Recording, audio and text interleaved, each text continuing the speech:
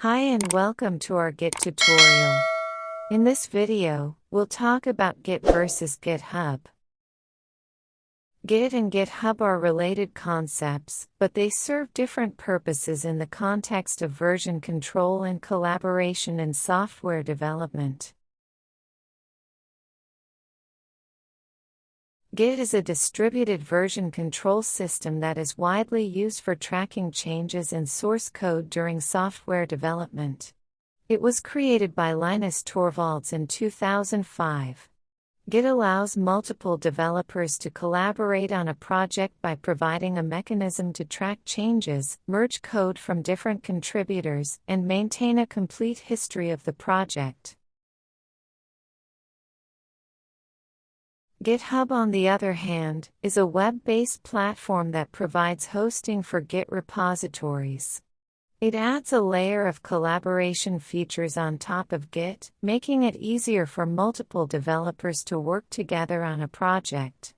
GitHub provides a user-friendly interface for managing repositories, tracking issues, reviewing code changes, and facilitating collaboration among team members. 1. Purpose: Git, primarily a version control system for tracking changes in source code. GitHub, a platform for hosting Git repositories and adding collaboration features. 2.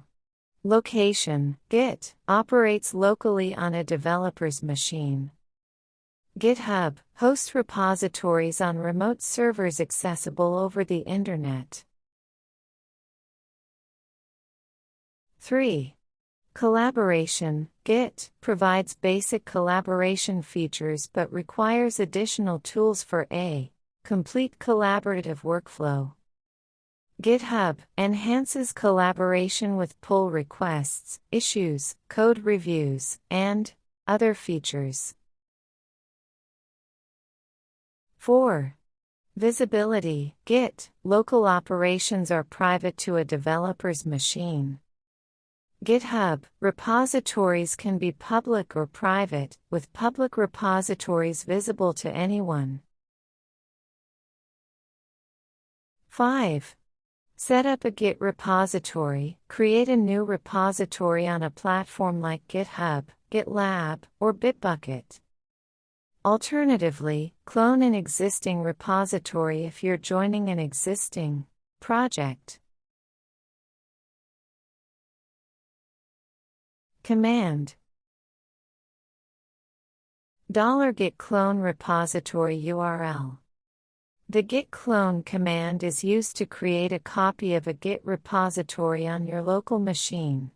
It is a fundamental command when working with Git, especially when you want to start contributing to an existing project or work with code that is hosted on a remote repository.